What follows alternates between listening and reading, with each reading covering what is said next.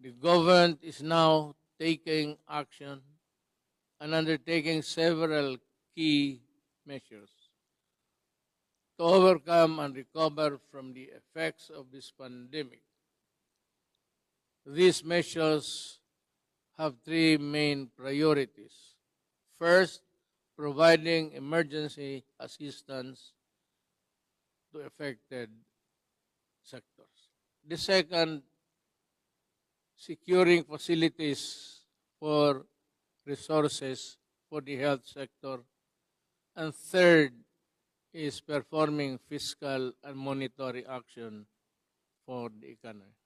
First, the government is now launching the largest and widest social protection program in our country's history. Pinakamalaki itong tulong ng ibibigay ng gobyerno sa mamamayan sa history natin. Nagkaroon ng problemang ganito. To make up for the loss of economic opportunities due to quarantine measures in the place of COVID-19. We have allotted 200 billion pesos for low-income households who are badly affected by the current crisis. Sila ang nasa informal sector and those who live day-to-day on subsistence wages or no work, no pay. Arrangements, beneficiary households will receive emergency support for their 2 months based on the regional minimum wage. However, I still count on everyone to also look out after their fellow men, their countrymen. To those who have more in life, I implore you to share in the cost of taking care of the less fortunate and keeping our society intact. They have also contributed to our prosperity in one way or the other. So let us support them in this crisis. Okay. Let it be said that in the hour of our country's greatest need, we all look out for and help each other. Buksan natin ang ating puso sa nangangailangan. I also appeal to the private sector to contribute in any way you can in dealing with this national emergency. We implore employers to do their part in protecting the welfare of the millions of Filipino households that belong to the formal sector and depend on their employers for continuous livelihood. For those who have silently helped away from the cameras, maraming salamat po. The government will provide a recovery package, especially to micro, small, and medium enterprises to help deal with the economic effects of this pandemic. My economic team is already creating the guidelines for this as I speak. To our farmers and our fisher folk, we have not forgotten you, and government is now employing quick response measures to help you during the crisis, as well as ensure food productivity, availability, and sufficiency during the period of the pandemic. Andito ang gobyerno para sa inyo. The government is also ensuring the unhampered flow of cargo and their workers to maintain the continuous and steady supply of food, goods, and other essential supplies and items. A price freeze on commodities is already in effect, and measures to curtail hoarding and profiteering are also in place. Uulitin ko, hindi ito panahon para kumita. Hindi ito panahon ng pagsasamantala. Food packs and essential non-food items are also being distributed on LGUs in Metro Manila and the rest of Luzon. Contaminated areas in the Visayas and Mindanao are receiving similar assistance. More will be given to augment the requirement of LGUs in the coming days as we repackage the items in our stockpiles. Gagawin ko lahat para walang magutom. Second, we are marshalling and deploying the resources of government to provide our frontline health workers with everything they require so they can save as many lives as possible. We are now procuring medical supplies, devices, and personal protective equipment. About 1 million medical protective items are being acquired right now, with the government and the private sector working together to purchase or produce the necessary quantities. We are also ramping up our capacity to test more broadly, to take a fuller and more accurate picture of the spread of COVID-19 in the country. We will also build, operate, and accredit more medical facilities and laboratories in the coming weeks.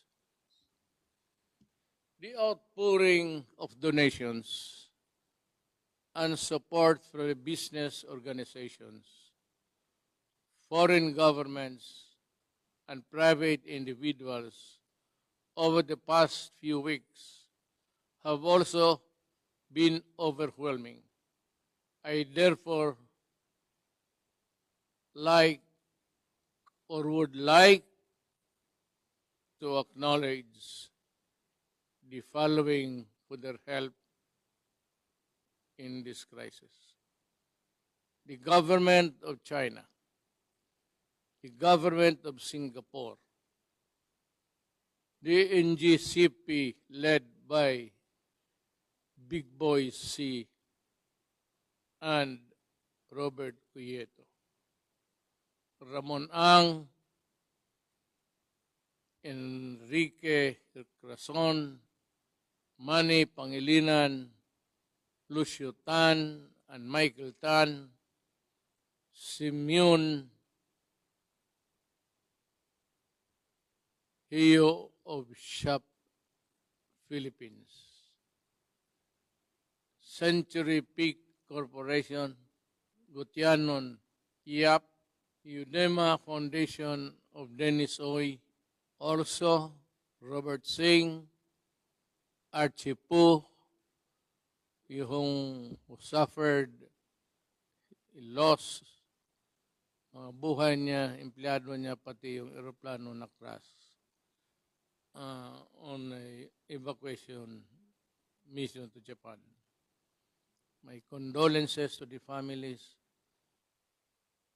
and I assure you na tutulong kami sa anumang paraan.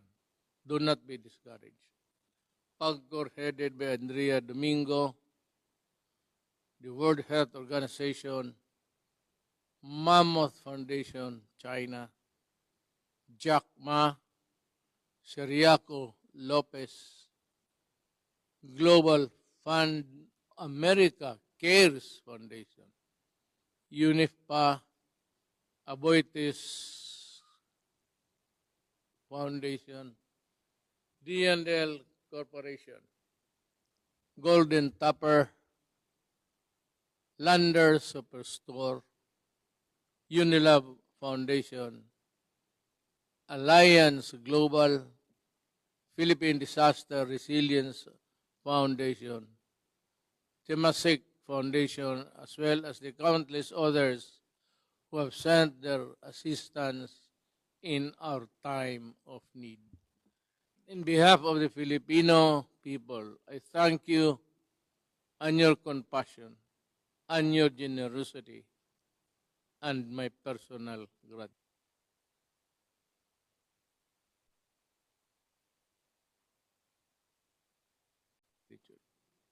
Mahal kong mga kababayang Pilipino, nasa ikatlong linggo na tayo sa ating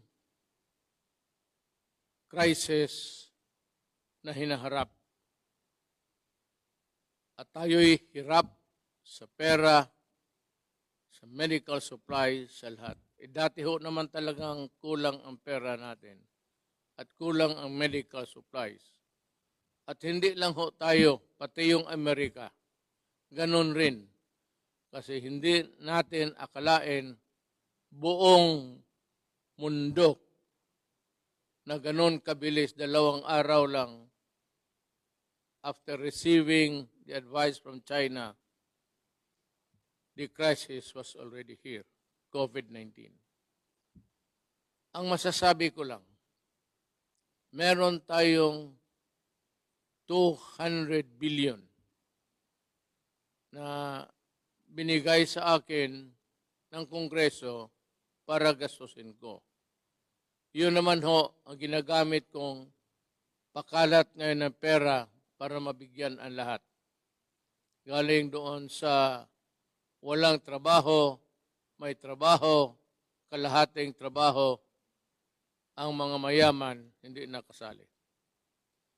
Ako na may umaasa na itong ating mga trabahante na Pilipino ay gawin nila ang lahat para sa pakanan ng ating bayan. At ang kami dito, gawain ko ang buong kaya kong gawin para ho sa inyo. Kaya nga hindi ako nakalabas, ilang araw, 2 araw. Pero usually, in times of crisis, kailangan ang isang trabahante ng gobyerno na binigyan ho ng trabaho para humarap sa inyo, makipag-usap sa inyo. Ito ho ang garantiya ko. Ginagawa namin ang lahat ng makakaya namin. May mga doktor na, mga nurses, attendants na matay. Sila yung nasawi ang buhay para lang makatulong sa kapwa. Napakaswerte nila. Namatay sila para sa bayan. Yun ang dapat, ang rason na bakit tayo mamatay. Huwag tayong mamatay sa ibang rason na sagasaan ka lang at wala ka namang ginawa. It would be an honor to die for your country, I assure you. At ako naman ang filosofiya ko ganito. Sa nagtatrabaho, kung protected ka lang, make yourself fully covered, protected, para hindi lang madisgrasya. Pero ang doktrina ko sa buhay, ako, si Rodrigo Duterte, kung panahon ko na. Panahon ko na. So, gano'n na lang ang pagtingin ko kasi wala ma rin akong magawa. Pumupunta ako doon sa mga lugar na may gera. Pumupunta ako doon sa may lugar na may pumuputok yung bomba. Pumupunta ako doon sa likod ng mga sundalo at nagrakrakan sila ng... hindi ko masabi kung kailan ako. Kaya sabi ko na lang, Diyos ko, pag panahon ko na, kunin mo na ako. Huwag kang mag-atubili.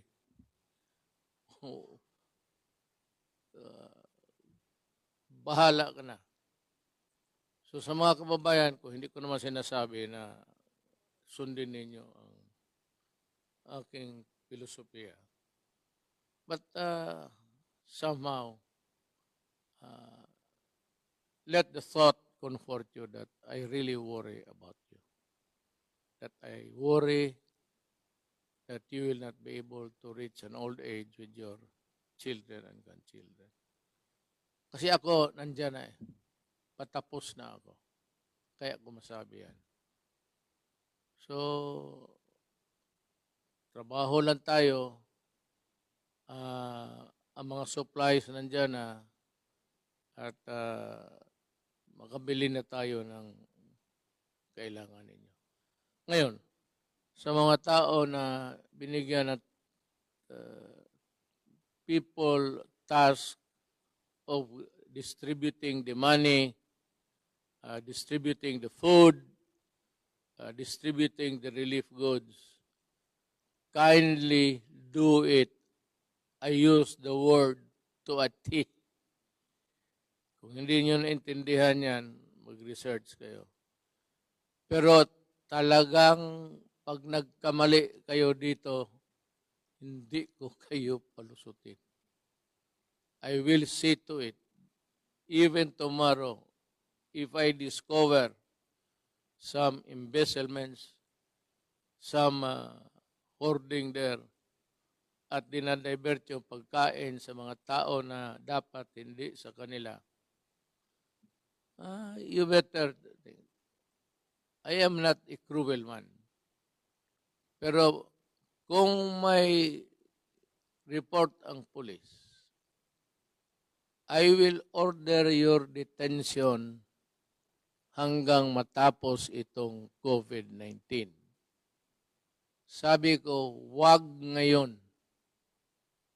Wag na wag kayong mandaya, mangurakot, at taguin yung mga pagkain at yung iba hindi bigyan kasi you know, people sometimes think that they own whatever they receive from government.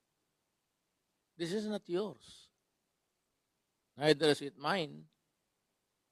Pero kung mamuliti ka, tapos makabalitaan ko na yun ang nagawa mo, I will suspend you ora mismo. And for those who are really absconding the money, I will detain you, I said. And maybe I will release you pagkatapos ng COVID. Hindi ako nananakot. Nagpapasalamat ako sa buong lahat ng aking mga doktor who are honest at talagang natatrabaho. Sa inyo po, personal kong gratitude na hindi mabayaran ng pera.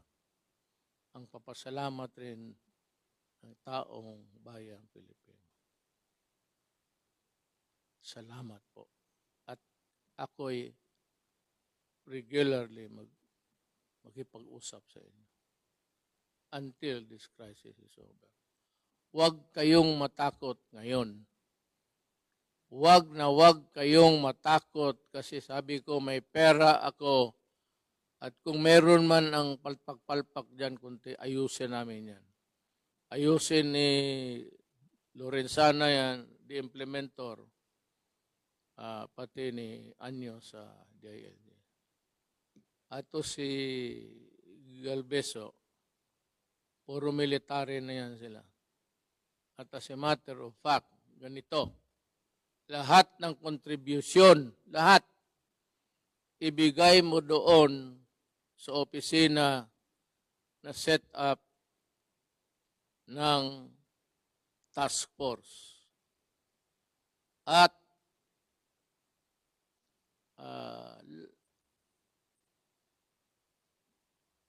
kung may releases man lahat, accounted dyan, tapos then there's another audit in the integrity of the procedure.